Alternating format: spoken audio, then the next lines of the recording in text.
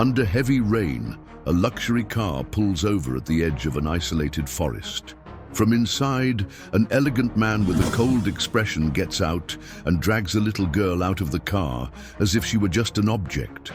The child, shaking with fever, can't even stand. It is then that he walks into the forest and, in a horrible act, throws the child into the mud and abandons her without looking back. The little one, already unconscious and burning with fever, lies motionless as the heavy rain falls on her. But what no one could predict is that a majestic white horse wandering through the forest observed everything from afar. The animal approaches the child and senses that something is wrong. What it does in the next few minutes is so shocking that it defies everything you believe to be possible. If you, like us, love animals, subscribe now to the channel so you don't miss any emotional stories. Thank you. Let's return to our story. The rain lashed down mercilessly on the dirt road, turning it into a treacherous quagmire. Heavy drops bounced off the windshield of a black Rolls-Royce, which advanced with difficulty along the muddy path. In the back seat, a little girl of about 5 years old trembled, her delicate pink dress completely inadequate for the downpour that roared outside. The child's face flushed with a high fever, occasionally twisted in expressions of discomfort. Arthur Miller, a renowned businessman and owner of one of the largest construction companies in the country, kept his eyes fixed on the road ahead, his fingers gripping the steering wheel with unnecessary force. The expensive wristwatch read 11:47 p.m., and there wasn't a soul stirring in that remote area. It was exactly as he had planned. Little Sophia, though he refused to call her by name, let out a low groan in the back seat. Arthur adjusted the rearview mirror, watching the child through the reflection. Her light brown hair was plastered to her sweaty forehead, and her eyes, when they opened, revealed an emerald green identical to her mother's.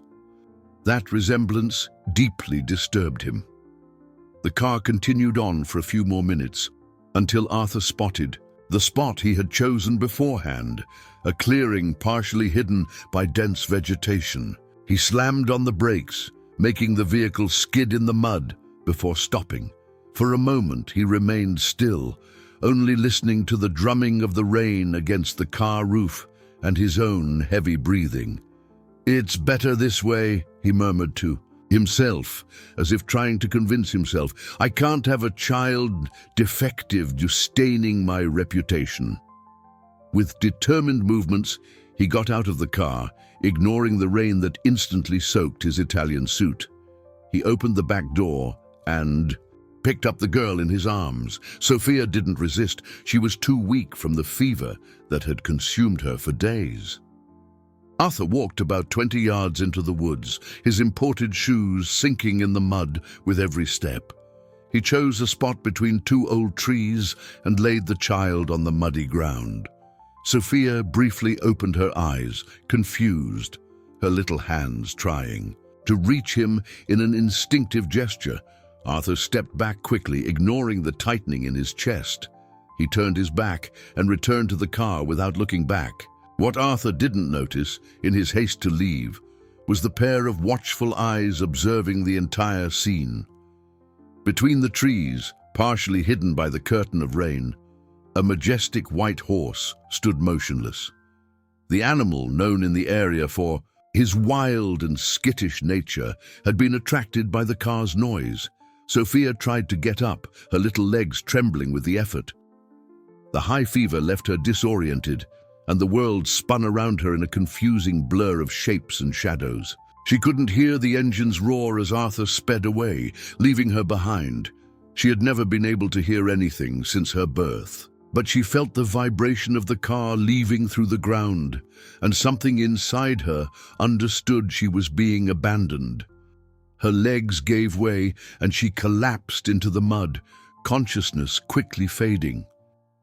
The last thing her eyes registered was a white, imposing shape cautiously approaching through the curtain of rain. The horse came close enough to feel the abnormal heat emanating from the small, fragile body. With a surprising gentleness for an animal of his size, the horse lowered his head and carefully gripped the hem of the pink dress with his teeth. He began gently pulling, dragging the unconscious girl through the woods. His hooves instinctively found the safest path between the trees, avoiding fallen branches and treacherous stones. The animal seemed to have a specific destination in mind. Less than a mile away, a small farm stood amidst the storm. In the barn, the light was still on. Helena, the farmer's daughter, always left a lantern lit for the animals during stormy nights. The horse knew that place well. It was his home, though he preferred to roam freely through the area. As the animal methodically advanced through the woods with his precious burden, the rain was gradually beginning to ease. Sophia remained unconscious, her body temperature dangerously high. But something extraordinary was about to happen. Something that would change forever not just the fate of that small abandoned girl, but also the lives of everyone on the Peterson farm.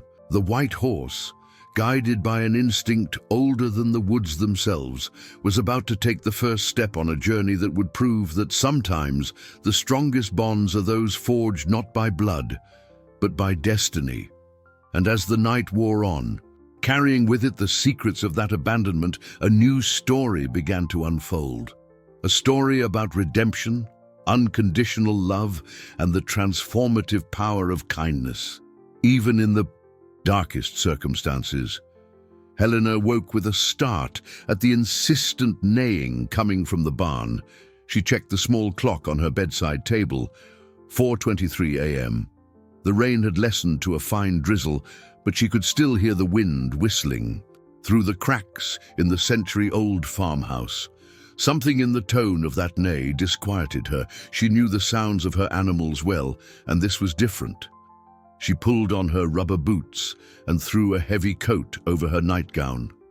Her 20 years of life on the farm had taught her to trust her instincts when it came to the animals. Since losing her mother as a child, Helena had developed a special connection with them, especially with Luce, the white horse who, despite his independent nature, always returned to the farm.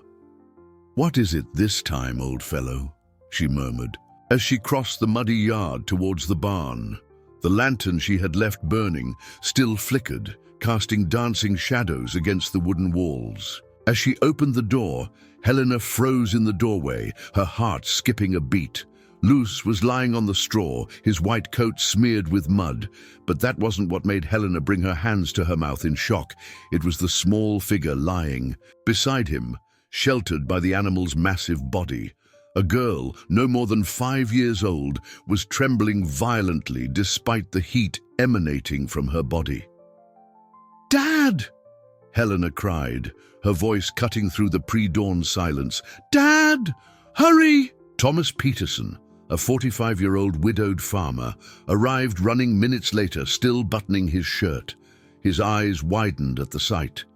"Oh, my lord," he murmured, approaching cautiously. Luce, usually skittish around strangers, just raised his head as if assessing the farmer's intentions. "She's burning up with fever," Helena informed him, already kneeling beside the girl. Her experienced fingers touched the child's forehead. "We need to get her inside, Dad. Now." Thomas hesitated just a second before making the decision. "Get the blankets from the living room closet. I'll carry her." When he approached to pick up the girl, Luce neighed softly as if giving permission. Helena watched, fascinated as her father lifted the small, limp body. The pink dress, soaked and muddy, dripped onto the barn floor. "Who would do such a thing?" Thomas murmured, his voice trembling with indignation. "Abandon a child on a night like this?" Inside the house, Helena quickly turned the old living room sofa into a makeshift bed, lining it with dry blankets. Thomas laid the girl down carefully, and Helena immediately began removing her wet clothes.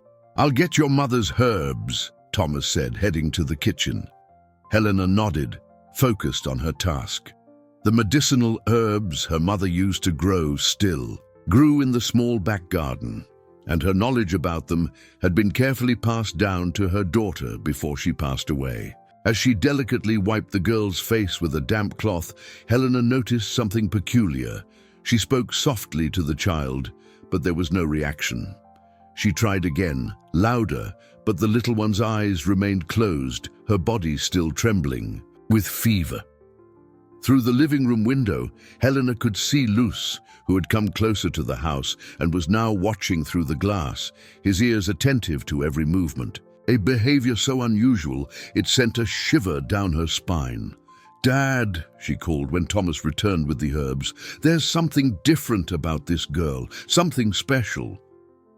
Thomas began preparing the medicinal tea, his calloused hands moving. With surprising gentleness. "What do you mean?" "I can't explain it," Helena replied, running her fingers through the child's damp hair. "But Luz has never acted like this before. It's like he chose her." Distant thunder rumbled, making the windows rattle. The girl stirred on the sofa, her lips moving in a silent murmur.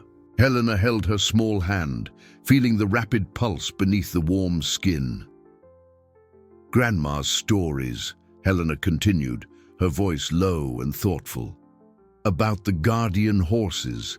I always thought they were just legends."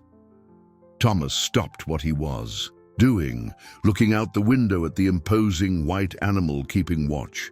Ancient stories his own mother used to tell echoed in his memory. Tales of mystical horses that protected lost children in the woods, guiding them to safety. "Legends or not," he replied finally, "we have a sick child who needs help, the rest can wait." But as father and daughter cared for the small stranger that pre-dawn, both felt they were at the beginning of something extraordinary. Outside, Luz remained motionless under the drizzle, his eyes fixed on the window, like an ancient guardian fulfilling a sacred mission only he understood. The sun rose lazily that morning, struggling to break through the lingering storm clouds. Helena hadn't slept, her eyes attentive to every movement of the little stranger. The herbal tea was gradually taking effect, and the fever, though still present, had dropped to less alarming levels. Thomas entered the living room, carrying a tray with coffee and homemade bread. His deep circles under his eyes betrayed the sleepless night. "We need to decide what to do," he said, placing the tray on the table. "We can't just—" He was interrupted by a movement on the sofa. The girl finally opened her eyes, revealing irises of extraordinary emerald green. Her gaze wandered confusedly around the room, lingering for a few seconds on each object, each piece of furniture, as if trying to assemble a puzzle too complex for her feverish mind. "Hello, little one," Helena said softly, approaching. "You're safe now." The child showed no reaction to the voice. Her eyes, however, fixed intensely on Helena's face, studying every detail of her expression. When Helena tried again, raising her voice, the girl remained impassive, though clearly attentive to the movements of her rescuer's lips. Dad," Helena murmured, a sudden understanding crossing her face. "I think she can't hear." Thomas approached slowly, trying not to startle. The little one. The girl immediately noticed his presence, her eyes moving quickly between him and Helena. There was something deeply analytical in her gaze, a sharp intelligence that seemed to compensate for the lack of hearing. "How are we going to communicate?" "With her?" Thomas asked, his voice betraying concern. "We need to know where she came from, who left her in that state." Helena bit her lip, thoughtful. Years of caring for animals had taught her that communication goes far beyond words. Slowly, she brought her hand to her mouth, making a gesture of eating, then pointed to the tray with bread. The girl's eyes lit up with understanding. She nodded slightly, and Helena felt her heart clench at seeing the first real sign of understanding. There was still fear in the child's eyes, but also a spark of hope. A familiar neigh sounded from outside, and the girl immediately turned her head towards the window. Luz was there, as he had been all night, his white coat now gleaming under the morning light. Upon seeing the animal, something extraordinary happened. A small smile appeared on the child's lips. "She remembers him," Helena whispered, marveling. Luce must have been the first thing she saw before losing consciousness. The girl tried to get up, but her legs were still weak. Helena quickly supported her, surprised by the confidence the little one showed in her touch. It was as if, even in her silent world, she could sense the good intentions of her rescuers. "We need to give her a name," Thomas commented, watching the interaction. "We can't keep calling her the girl forever." Helena studied the child's face, noting the delicacy of her features, the depth of those green eyes that seemed to hold secrets beyond her age.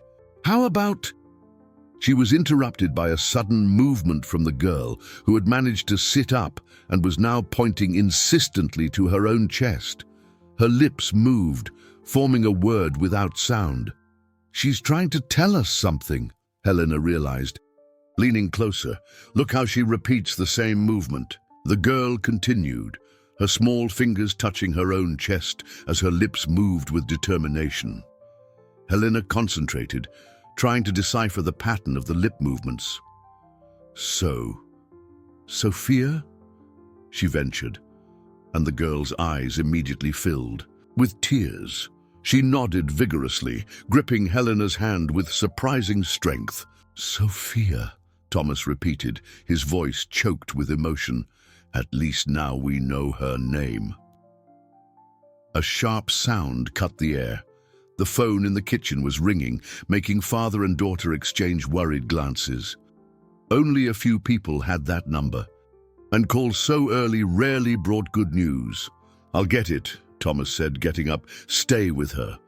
As he walked away, Helena noticed that Sophia had become tense, her eyes fixed in the direction Thomas had left. Even without being able to hear, it was as if she could sense that something important was about to happen. Outside, Luce neighed again, a low musical sound that seemed loaded with foreboding. The morning was just beginning, and with it, the mysteries surrounding Sophia began to unfold like the petals of a complex and possibly dangerous flower. Thomas returned to the living room, his face pale, his hands slightly trembling. Helena knew that expression well. It was the same one her father had worn when they received the news of the accident that had taken her mother. Instinctively, she pulled Sophia closer. "That was Martha at the general store," Thomas said, sitting heavily in the armchair. "Looks like some important people are arriving in town. A wealthy businessman from New York City, he's here to open the new housing development." Helena frowned, not understanding the connection. "And why did that upset you so much, Dad?" "Because—" He hesitated, glancing meaningfully at Sophia, who was watching the exchange of expressions between the two intently. "Martha," said the man, "arrived last night in a black imported car, and this morning he's been asking around if anyone has seen a little girl." Helena's blood ran cold.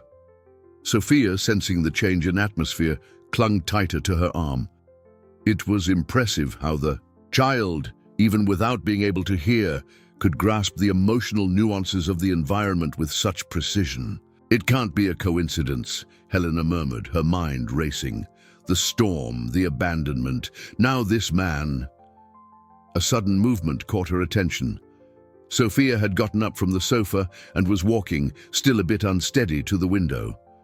Luce continued to be outside, his presence a constant comfort. The girl rested her hand on the glass, and the horse brought his muzzle to the same spot on the other side, as if they could touch through the transparent barrier. "There's something else, too," Thomas continued, his voice lower. "Martha mentioned this businessman, Arthur Miller is his name, had an affair with a girl from here a few years ago, Emily Grace, remember her? The one who moved away to the city?" Helena felt her heart skip a beat. Emily Grace.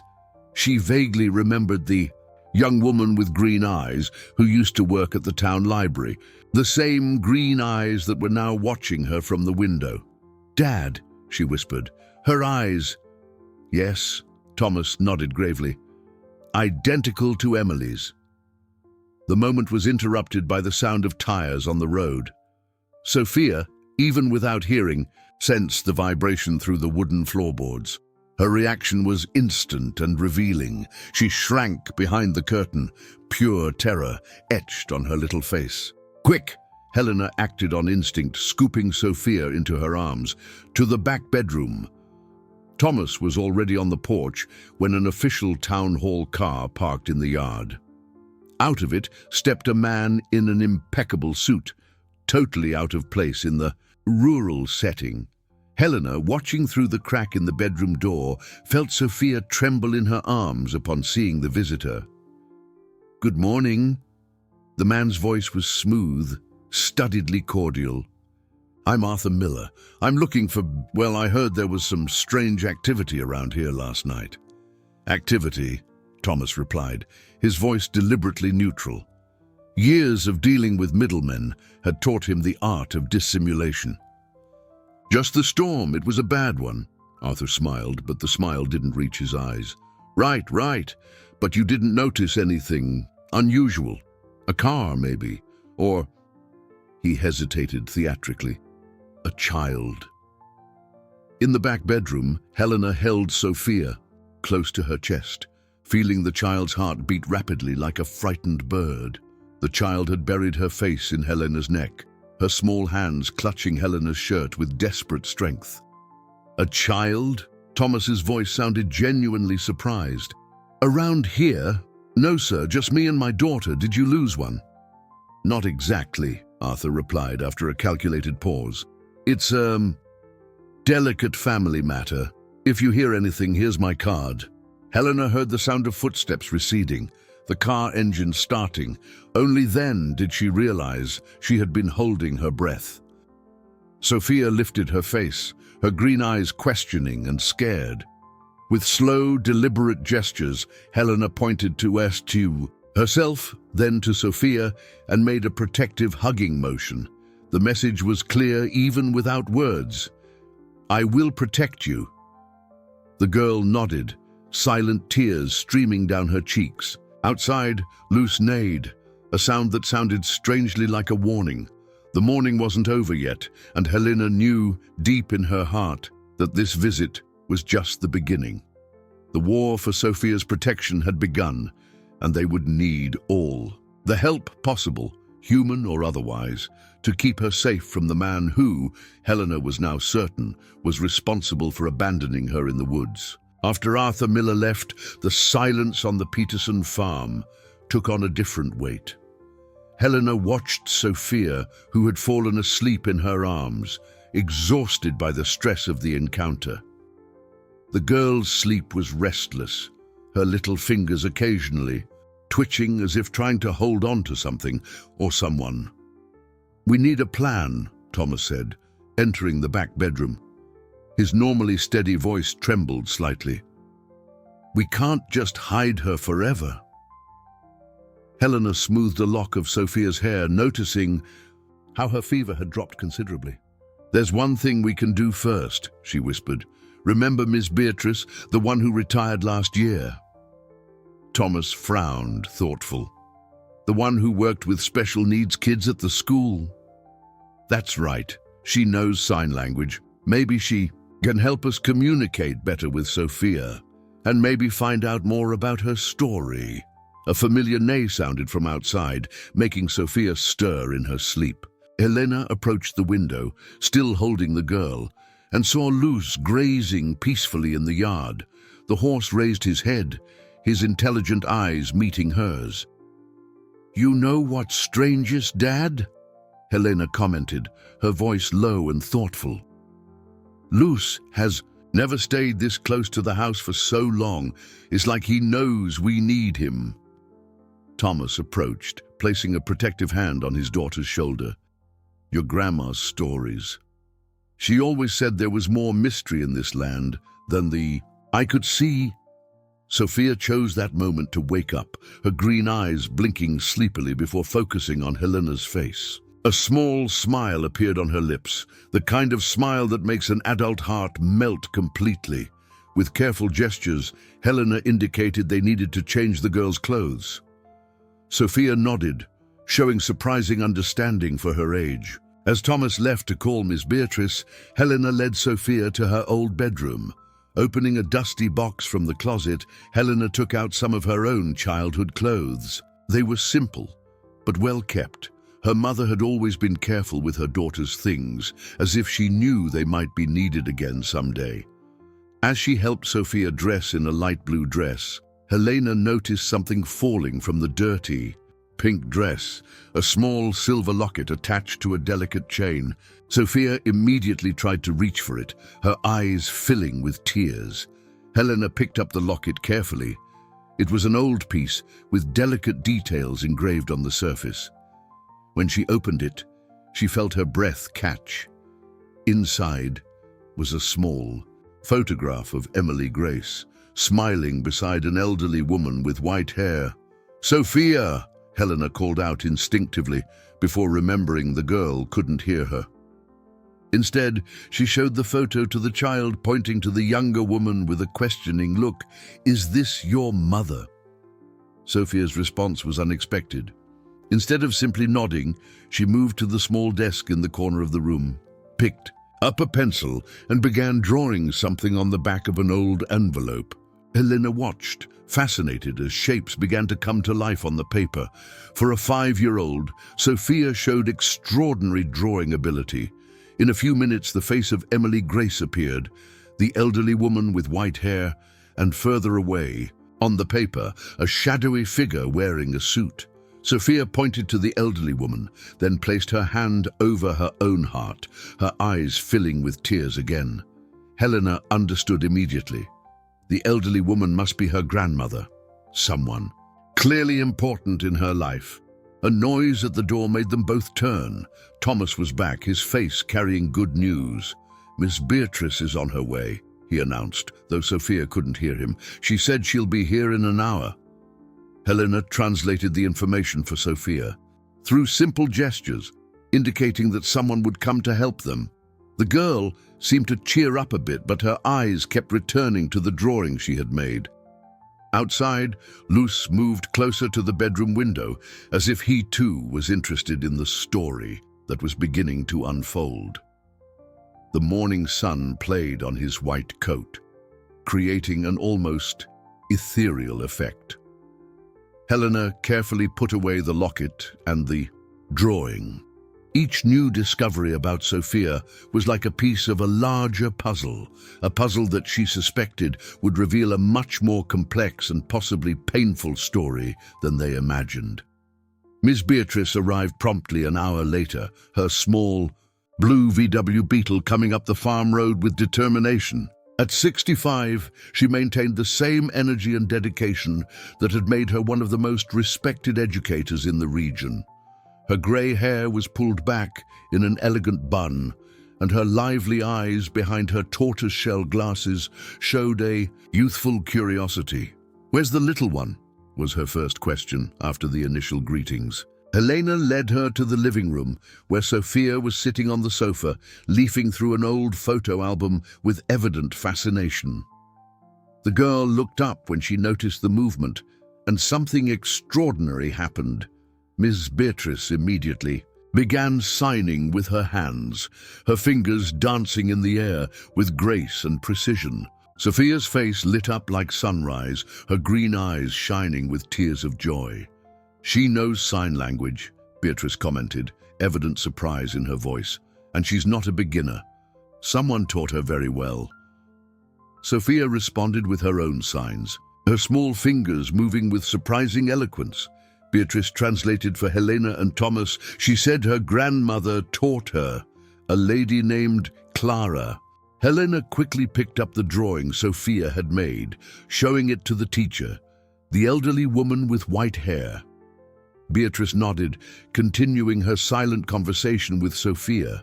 Her eyes widened at some of the answers, and her expression grew increasingly serious. "The story is more complex than we imagined," she said finally. sitting beside Sophia, who was now holding her hand as if she feared she might disappear. Clara was Emily Grace's mother. She raised Sophia from a baby when Emily... Beatrice hesitated, looking at the girl before continuing. When Emily passed away in childbirth, a heavy silence fell over the living room. Helena felt her heart ache at the thought of little Sophia, who had never known her own mother. Thomas cleared his throat, masking the emotion in his voice. "And the father?" he asked, though everyone already suspected the answer. "Arthur Miller," Beatrice confirmed, her fingers still moving in soft signs to keep Sophia engaged in the conversation. He never officially acknowledged paternity, but Clara had proof, including that locket you found. It was a gift from him to Emily. Sophia began signing faster, her expression distressed. Beatrice translated, "She says her grandmother became very sick 2 weeks ago. Before she passed, Clara wrote a letter to Arthur, explaining everything. She sent Sophia with the letter and the locket as proof. And he abandoned her in the woods," Helena finished, her voice trembling with indignation. Sophia made a few more signs, and Beatrice paled. "She says he read the letter, looked at her with disgust, said something about not being able to have a defective daughter ruining his reputation." Luce neighed from outside, as if responding to the cruelty of the revelation. Sophia ran to the window, her small fingers pressing the glass towards the horse. Beatrice observed the scene with interest. "Fascinating," she murmured. "She has a special connection with him. Said Luce was her guardian angel in the woods." "What do we do now?" Thomas asked, his voice heavy with concern. "Arthur Miller is a powerful man. If he decides to take Sophia, he's not taking anyone." Helena interrupted, a fierce determination in her voice. "Not after what he did." Beatrice made a few more signs for Sophia, who responded promptly. "She wants to stay here," the teacher translated. "Says she feels safe for the first time since she lost her grandmother." The sound of an engine in the distance made everyone freeze. Sophia, even without hearing, sensed the sudden tension in the room. Luce neighed again, louder this time, a sound of warning. "We have visitors," Thomas announced, approaching the window. "And it's not the town hall car this time." Beatrice quickly made some signs for Sophia, who nodded and followed Helena to the back bedroom. The teacher stood up, adjusting her bun with dignity. "Well," she said, a renewed energy in her voice, "looks like it's time to show Arthur Miller that some battles aren't won with money and power." From the back bedroom, Sophia watched through the window as a sleek black car came up the farm road. Luce remained strategically positioned between the house and the approaching vehicle, his imposing presence like a living wall of protection. The black car parked in the farmyard, and out of it stepped 3 people. Arthur Miller, a man in a grey suit carrying a leather briefcase, and an elegant woman in a navy blue suit. The ensemble seemed absurdly out of place in the rural setting. "Gentlemen," Thomas received them on the porch, his upright and dignified posture contrasting with his simple work clothes. "How can I help you?" The man with the briefcase stepped forward. "I'm Mr. Richard Adams, Mr. Miller's attorney. This is Ms. Laura Stevens, a social worker. We have information that there is a minor in an irregular situation on this property." Ms. Beatrice, who had remained strategically seated in the living room, got up and walked to the porch. Her elegant bearing and presence commanded immediate respect. "What an interesting coincidence," she said, her voice calm but cutting. "I also have some information about a minor in an irregular situation. More specifically about a child who was criminally abandoned in the woods during a storm." Arthur Miller paled slightly, but recovered quickly. "I don't know what you're talking about. We just came to retrieve your daughter, Mr. Miller." Beatrice interrupted him, her eyes flashing behind her glasses.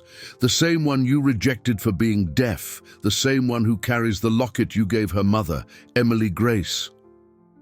The attorney tried to intervene, but Beatrice raised her hand, silencing him. From the pocket of her coat, she took out a yellowed envelope. "Do you recognize this handwriting, Mr. Miller? It's Clara's, Emily's mother. She sent me a copy of the letter she sent you, anticipating that something like this might happen." The social worker, who had been observing in silence until then, took a step forward. "What exactly are you talking about?" "I'm talking," Beatrice replied, her voice now heavy with authority, "about criminal abandonment of a dependent. I'm talking about a child who is only alive thanks to a horse that rescued her from certain death." As if responding to the mention, Luce neighed loudly, approaching the group. Arthur Miller instinctively backed away, his face now visibly disturbed. "This is absurd," he tried to argue, but his voice betrayed uncertainty. "There's no proof." "There is Sophia's testimony," Helena intervened, appearing on the porch. "She might not hear, but she can communicate perfectly. Well, she can tell you exactly what happened that night." The social worker looked sharply at Arthur Miller. "Do you have anything to say about these accusations?" Before he could answer, a movement caught everyone's attention. Sophia had come out of the back bedroom on her own and was now standing in the living room doorway, her green eyes fixed on Arthur. There was no fear in her gaze, only a deep sadness and a wisdom beyond her years. With precise and clear gestures, she began using sign language. Beatrice translated aloud, each word falling like a hammer in the tense silence. She says, "You read Grandma Clara's letter. You looked at me and said I was a mistake. You left me in the rain to die. But Luce saved me, and now I have a new family." The impact of the words was devastating. The social worker quickly took out her phone, stepping away to make a call. The attorney seemed uncomfortable, nervously flipping through the papers in his briefcase. Arthur Miller, for the first time, seemed to lose his arrogant composure. I didn't... "You are going to be investigated for attempted homicide," the social worker announced, returning to the group. "I've just contacted the relevant authorities." As if sensing the change in atmosphere, Luce approached closer, positioning himself beside Sophia. The girl rested a hand on his neck, and the contrast between the small, delicate figure and the majestic white animal created a powerful image. "While the investigation is ongoing," the social worker continued, "the minor will remain under temporary custody." She hesitated, looking at Helena and Thomas. "Ours," Helena completed firmly, embracing Sophia. "She stays with us." Arthur Miller stumbled towards his car, followed by the attorney. The social worker remained, already starting to fill out temporary custody forms. Sophia watched the car leave, and for the first time since her arrival at the farm, a truly serene smile lit up her face. Luz neighed softly, as if celebrating the victory as well. But everyone there knew that wasn't the end. It was just the beginning of a new phase in the battle for Sophia's happiness and safety. The days following the confrontation brought significant changes to the Peterson farm. The social worker, Ms. Laura, became a frequent presence, helping with the necessary paperwork and guiding Helena and Thomas on the legal procedures of temporary custody. Sophia was gradually starting to adapt to her new reality. The bedroom that once held Helena's childhood memories was being transformed into her own space. The walls, previously a soft yellow, now came alive with the girl's drawings, white horses, colorful flowers, and, invariably, her new family. On a particularly sunny morning, Helena watched from the porch as Sophia played in the yard with Luce. The connection between the two continued to surprise everyone. The horse, normally skittish, followed the girl's every movement with devoted attention, as if he understood his role as guardian. "She has a special gift," Miss Beatrice's voice sounded behind Helena. The educator had become a regular visitor, dedicating a few hours a week to teach sign language, not only to Sophia, but also to Helena and Thomas. "How is she doing with her lessons?" Helena asked, noticing the notebook Beatrice was carrying. "Extraordinarily well," the teacher replied, her eyes shining with admiration. "Her ability to express herself through signs is advanced for her age. Clara did an exceptional job with her." Helena felt a pang in her heart, thinking of Sophia's grandmother. "I wish she could see how happy her granddaughter is now." Sophia chose that moment to run to them, her hands moving animatedly in signs that Helena was beginning to understand. "Luce wants to show something," she signed, pulling Helena by the hand. The horse had approached an abandoned flower bed in the back of the yard. With his muzzle, he gently nudged something among the weeds. Helena approached, curious, and her heart nearly stopped. They were old rose bushes, long forgotten, the same ones her mother had planted years ago.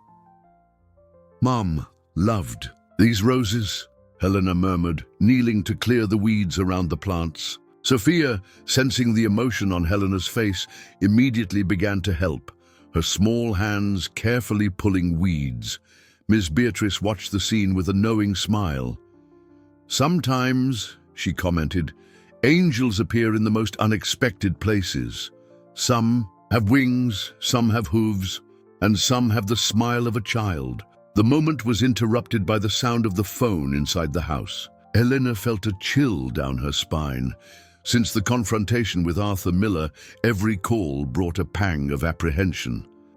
Thomas answered and spoke briefly before appearing on the porch, his face heavy with concern. "That was Mr. Paul Wilson, our attorney," he announced. "Arthur Miller has hired a team of lawyers from New York City. They are contesting the temporary custody." Sophia, even without being able to hear, the conversation immediately sensed the change in the atmosphere. Her green eyes widened with concern, and she ran to hug Helena, who wrapped her arms protectively around her. "He won't give up easily," Beatrice commented, her voice serious. "Men like Arthur Miller aren't used to losing." "But he doesn't want Sophia," Helena protested, her voice trembling with indignation. "He's only doing this out of wounded pride and out of fear," Beatrice added, thoughtful. "Fear of scandal, of exposure. A man in his position has a lot to lose if this story becomes public." Luz neighed softly, approaching the group. Sophia released herself from Helena's embrace and ran to the horse, burying her face in his white mane. It was her refuge, her safe haven when the world felt too scary. "We need to prepare," Thomas said, his voice regaining its firmness. "Mr. Paul Wilson suggested gathering witnesses, documenting everything that happened that night." "And I have an idea," Beatrice added, a determined glint in her eyes. "The deaf community is very tight-knit. When they hear Sophia's story, they'll have a lot to say about the rights of children with disabilities and parents who abandon them." Helena watched Sophia, who was now smiling again, making signs that only Luz seemed to fully understand. The girl had faced so much in her short life: the loss of her mother in childbirth, the recent death of her grandmother, the cruel abandonment by her father. Still, her capacity to smile, to love, to trust remained intact. "We won't lose," Helena declared, an ironclad certainty in her voice. "Not after everything she's been through, not after everything we've gained." The morning sun lit up the yard, making Luz's coat shine like polished silver. The rediscovered rose bushes seemed to whisper promises of renewal and hope. The legal battle ahead would be difficult, but there, in that moment, under the blue farm sky, a simple truth became clear. Sometimes the family we choose is stronger than the family we're born into. The news about the legal battle for Sophia's custody spread quickly through the small town. What started as whispers at the local market soon turned into a wave of support for the Peterson farm. People who had never set foot on the farm began to show up, bringing not just words of encouragement, but also stories and memories of Emily, Grace, and Clara. On a particularly busy afternoon, Martha, from the general store, arrived carrying a box of old photographs. "I found these here," she said, placing the box on the kitchen table. "They're from when Emily worked at the library. I thought they might help." Helena and Sophia sat together to examine the photos, with Ms. Beatrice translating. The girls' reactions. Each image revealed a little more about Emily Grace's story. Her radiant smile, the same green eyes Sophia had inherited, her gentle presence among the books at the town library. "Look at this one." Martha pointed to a specific photograph. In it, Emily was pregnant, her face radiant as she stroked her belly. Beside her, Clara smiled with maternal pride. It was taken about 2 months before Sophia was born. Sophia touched the photograph with delicate fingers, her eyes fixed on the face of the mother she had never known. With soft gestures, she began to sign, silent tears streaming down her cheeks. "She says her grandmother always talked about her mother," Beatrice translated, her own voice choked with emotion. "Said Emily was so happy with the pregnancy, so eager to be a mother." A familiar neigh interrupted the moment. Luce, who was grazing near the kitchen window, raised his head abruptly, his ears turned towards the road. Seconds later, an unfamiliar car parked in the yard. "That's Mr. Paul Wilson," Helena recognized the attorney Thomas had hired. Unlike Arthur Miller's lawyers, Mr. Wilson was a simple man who always arrived with his sleeves rolled up and a sincere smile on his face. "I have news," he announced after the greetings. "Some good, some not so good." Sophia, sensing the tension in the room, approached Helena, who hugged her protectively. Beatrice prepared to translate the conversation into signs. "Miller's lawyers are playing hardball," Mr. Wilson continued, spreading documents on the kitchen table. "They're claiming he's the biological father and has natural rights to the child. They're also trying to disqualify Clara's letter, saying she was mentally confused due to her illness." Helena felt her blood boil. But before she could protest, the attorney raised his hand, asking for calm. "But here comes the good part. I managed to locate the nurse who cared for Emily on the day she gave birth. She remembers Arthur Miller appearing at the hospital perfectly, seeing the baby and finding out about her deafness. We have a witness who can confirm he knew about his daughter's existence from the start." Martha let out an exclamation of surprise. "Margie, Nurse Margie. I remember her mentioning a rich man who showed up and then disappeared the day Emily." "Exactly," Mr. Wilson confirmed. "And there's more. The deaf community in the city is mobilizing. They want to turn the case into a cause for the dignity and rights of deaf children." Sophia, who was following Beatrice's translation, suddenly got up and ran to her bedroom. Returned moments later carrying her drawings, dozens of them, all telling her story through powerful and touching images. "Extraordinary," Mr. Wilson murmured, examining the drawings. "Her perspective on everything that happened. This could be very important in the case." A new neigh from Luce drew everyone to the window. The white horse had moved closer to the house, as he always did when he sensed Sophia was agitated. The girl ran outside, and everyone watched as she hugged the animal's neck, finding comfort in his constant presence. "You know," Martha commented, her voice heavy with old wisdom, "my grandma always said God works in mysterious ways. Sometimes you have to go through the dark valley to find the brightest light." Helena watched Sophia with a heavy heart. The girl was now smiling, making signs that only Luce seemed to fully understand. It was incredible how, amidst all that legal and emotional storm, she managed to find moments of pure joy. "It's not just a legal battle," Beatrice said softly.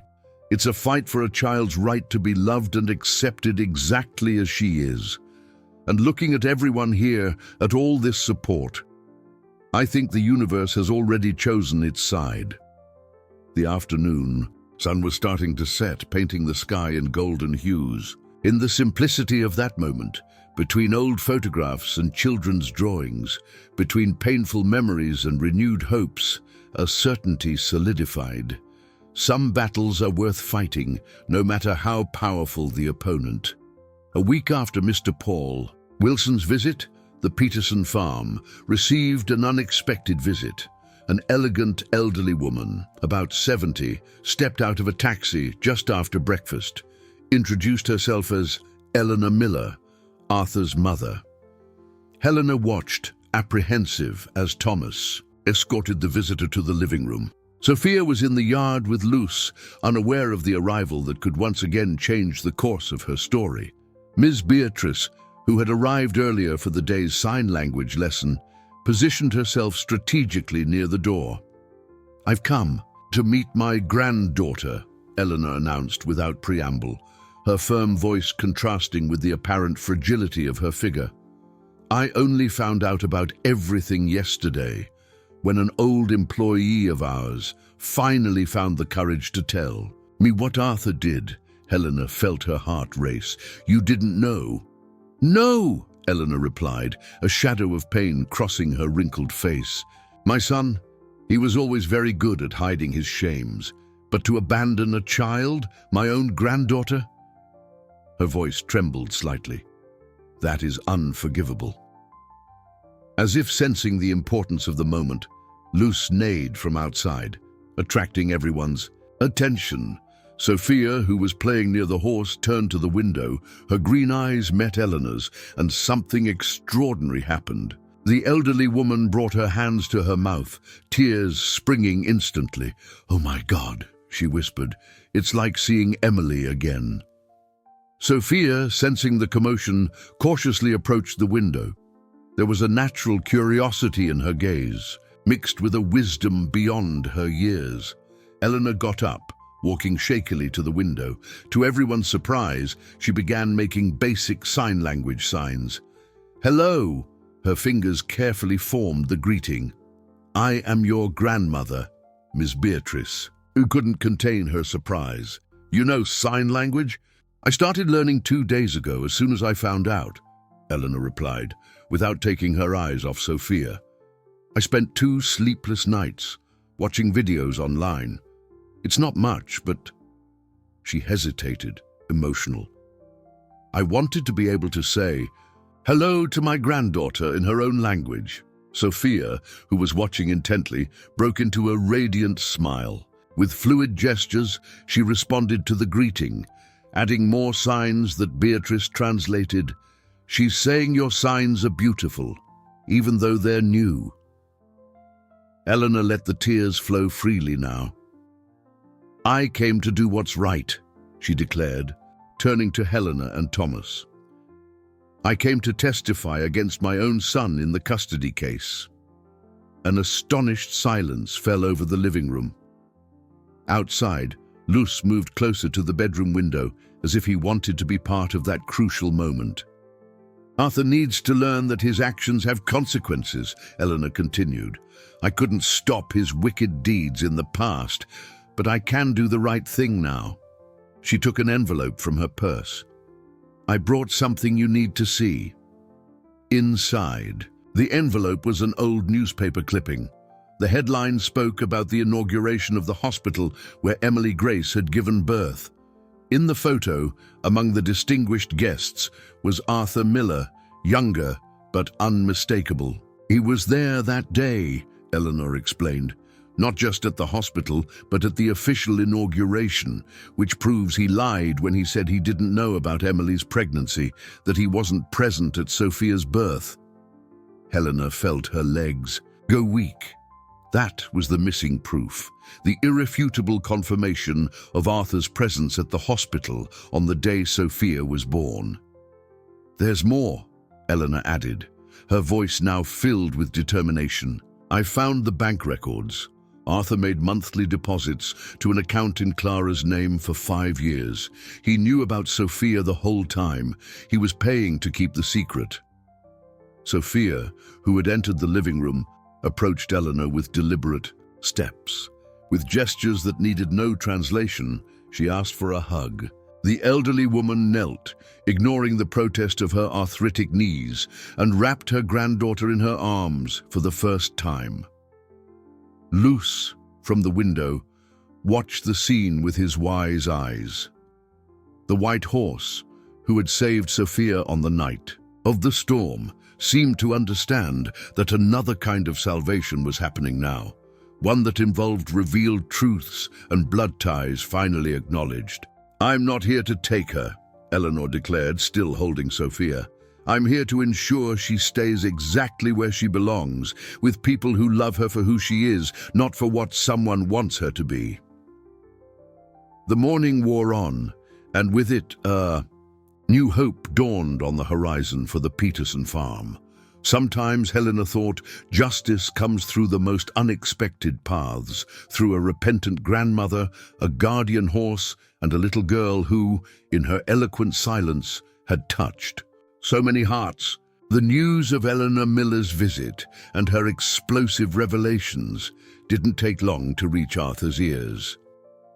The next morning, a different kind of storm than the one that had brought Sophia was brewing on the farm's horizon.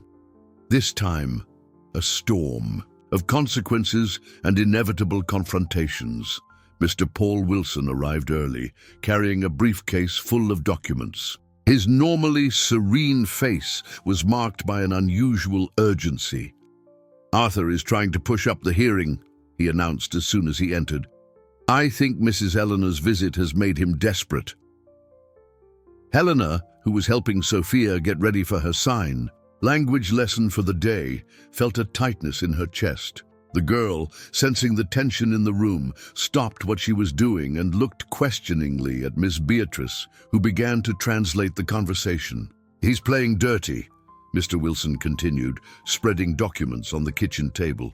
"He's hired private investigators to dig into your pasts. He's trying to disqualify the farm as a suitable environment to raise a child." Thomas, who had just come in carrying a pail of fresh milk, set it on the sink with more force than necessary. "Let him come. We have nothing to hide." Before, if you, like us, love animals, subscribe now to the channel so you don't miss any emotional stories. Thank you. Let's return to our story. Sophia approached the table, her green eyes studying the scattered papers with surprising intensity. Among the documents were old hospital photographs, the same ones Eleanor had brought. The girl picked one up, her small fingers tracing the outline of Arthur's face in the image. "Why doesn't he love me?" she signed, her hands trembling slightly. Beatrice translated, and a heavy silence fell over the kitchen. It was Eleanor, who had decided to stay in town, lodged at Martha's general store, who answered as she entered the kitchen at that exact moment. "It's not you he doesn't love, darling. It's himself." The elderly woman had clearly practiced that, a phrase in sign language, her gestures careful and determined.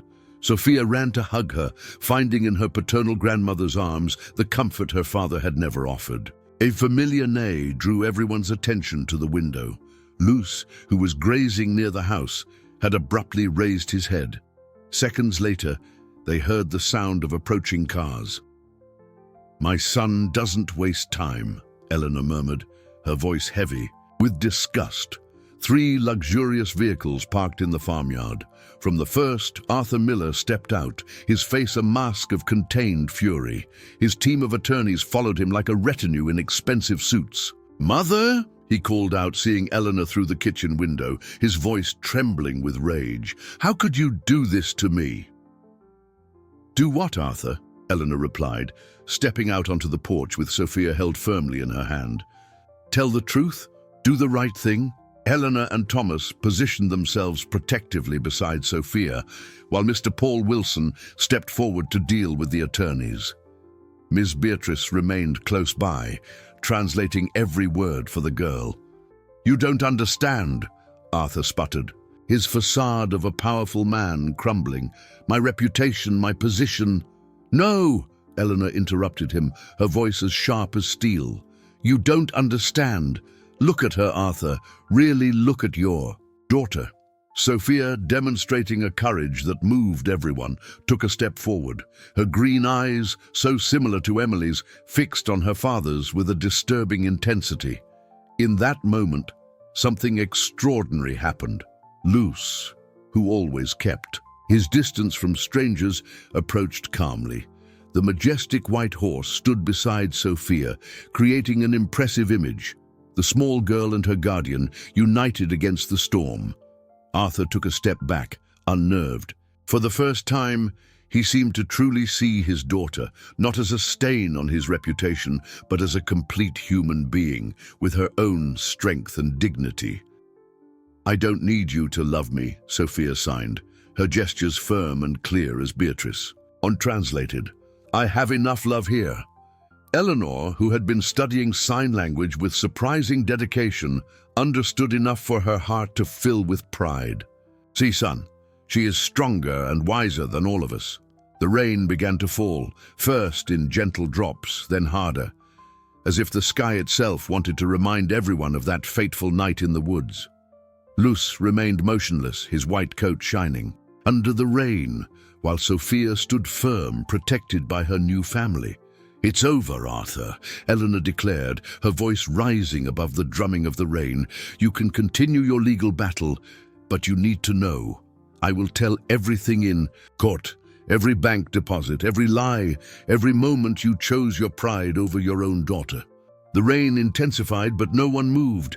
It was as if that moment, that confrontation, had to happen right there, in the same place where the story had begun, under the same rain that had almost taken Sophia, but instead had brought her to her true home. The rain kept falling, but something had changed in the air. Arthur Miller remained motionless, water running down his expensive suit as he watched the scene before him. His daughter, whom he had tried to abandon, now stood firm, protected by a white horse and surrounded by people who loved her unconditionally. "You have a choice to make now, son," Eleanor said, her voice soft but firm.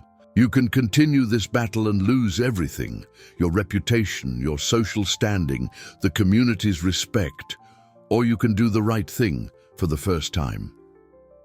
Sophia, still beside Luce, began making signs that Miss Beatrice translated. With a choked voice, "Grandma Clara always said forgiving is stronger than hating. I forgive you, Dad, but I don't want to go with you."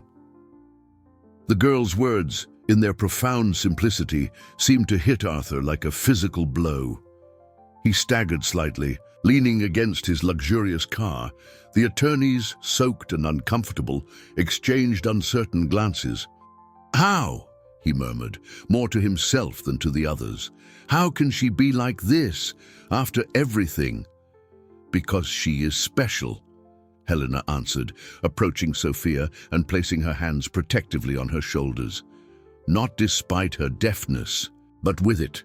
Every part of her is extraordinary, and you never managed to see that." Luce neighed softly, as if agreeing. The horse, normally wary of strangers, stood like a sentinel beside Sophia, his white coat gleaming even under the grey rain. "Mr. Miller," Mr. Paul Wilson spoke up, his voice professional but firm. "I have a document prepared here.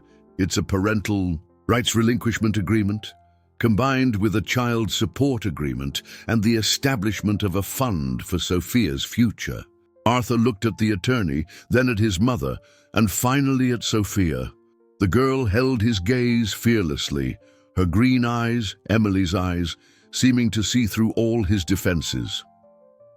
"If you sign," Eleanor continued, "we can transform this story of abandonment into one of redemption.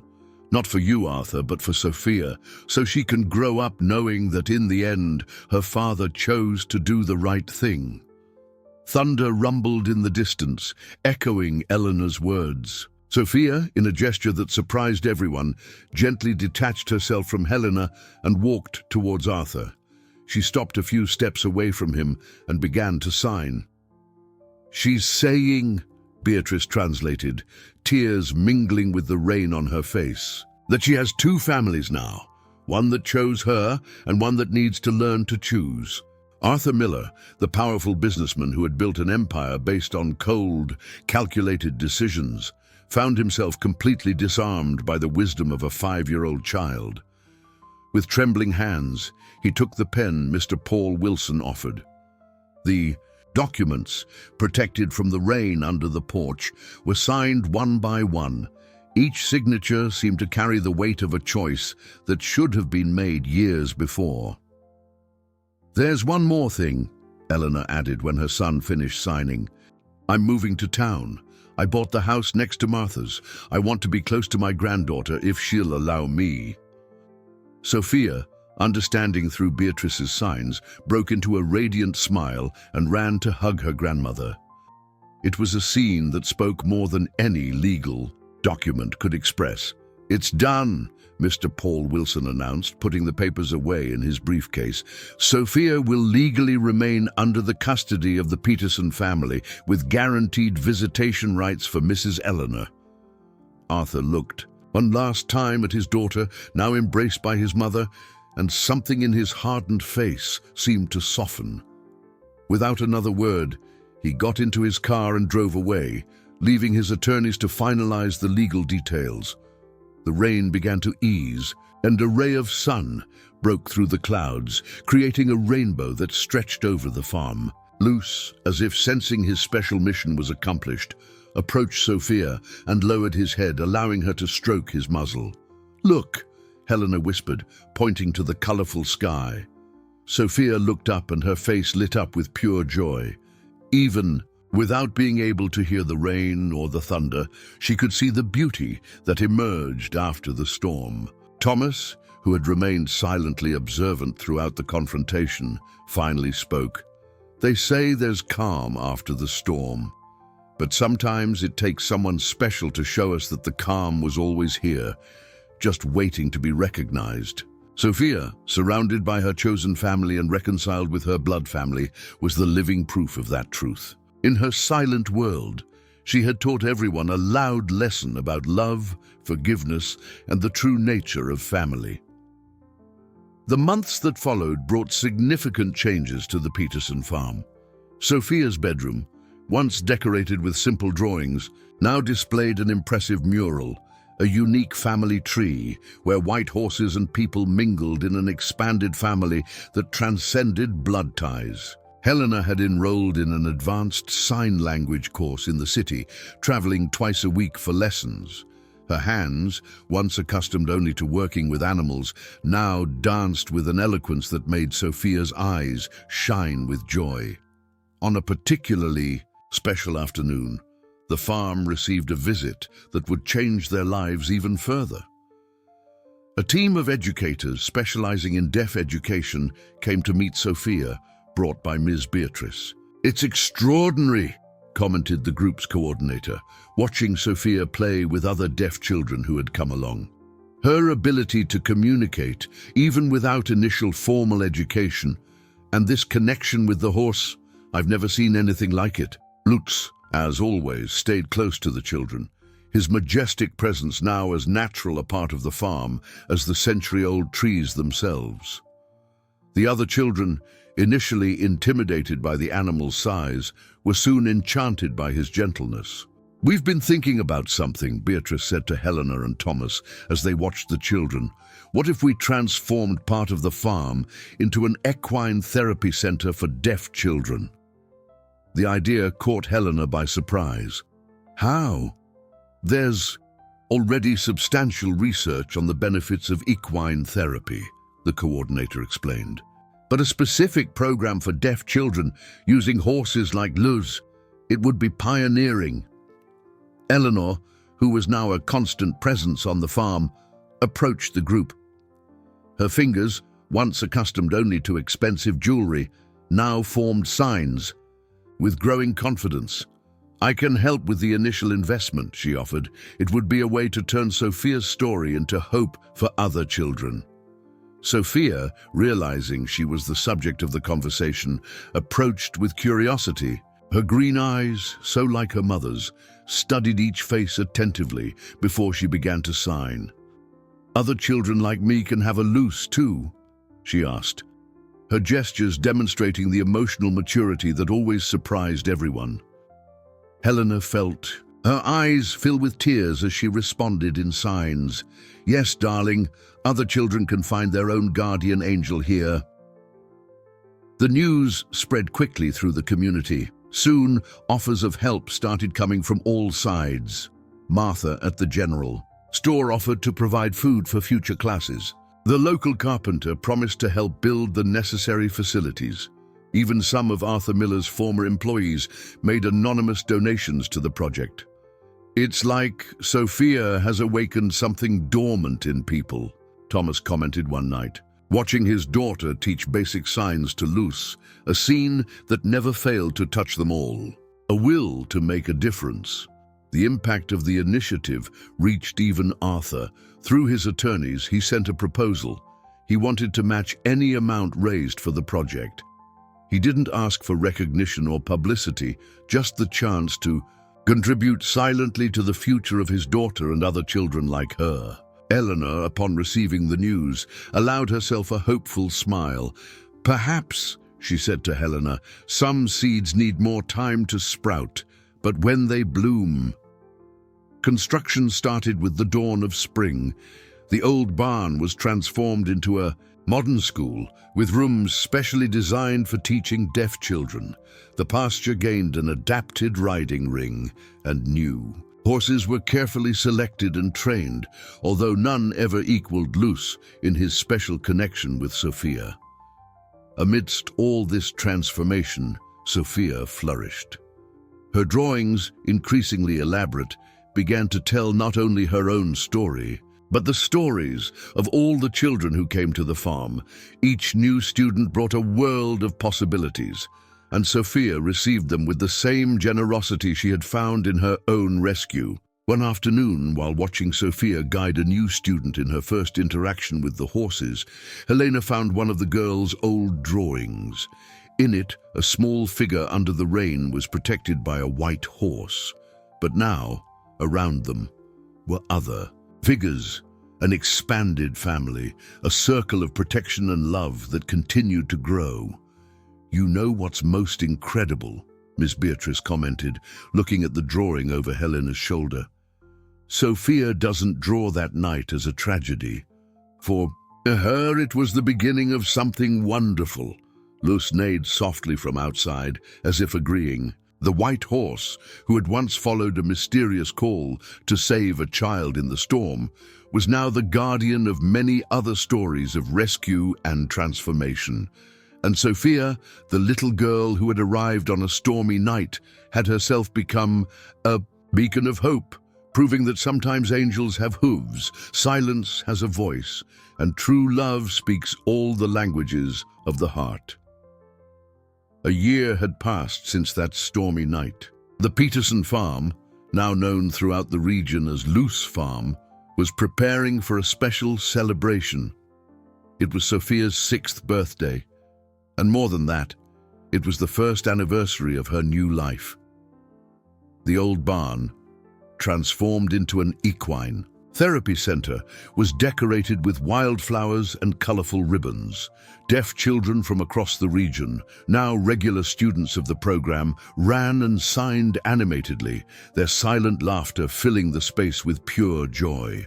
Helena, adjusting Sophia's sky-blue dress, watched in amazement how her little one had grown, not just in stature, but in wisdom and grace. Her green eyes, inherited from Emily, shone with a deep and serene happiness. "Is everything perfect?" Sophia signed, her fingers dancing with the elegance that had become her trademark.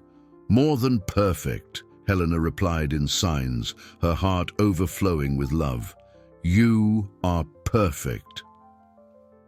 Outside, Luce grazed peacefully, his white coat gleaming under the afternoon sun. The horse, now a living legend among the program's children, raised his head upon seeing Sophia approach. As always, there seemed to be a silent communication between the two, a language that transcended words and signs. Eleanor arrived carrying an elaborate cake decorated with small sugar horses. Her transformation in the past year was remarkable. Artificial elegance had given way to a more natural beauty, her hands now as skilled in signs as in organizing social events. "Look who's here," she announced in a loud voice and simultaneous signs, indicating an approaching car. To everyone's surprise, Arthur Miller stepped out of the vehicle. He looked different, simpler, without his usual suit. In his hands, he carried a package and something that looked like a framed certificate. Sophia, upon seeing him, didn't. Hurried as she used to. She approached with steady steps, Luce accompanying her like a protective shadow. "Happy birthday," Arthur said aloud, and then, to general astonishment, began to sign awkwardly. They were basic signs, clearly recently learned, but the effort was evident and touching. Sophia smiled, her eyes shining with suppressed tears.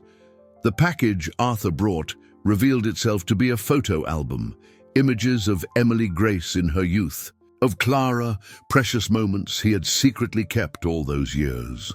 The certificate was even more significant, a substantial donation to transform Luce Farm into a permanent foundation, ensuring that the work with deaf children would continue for generations.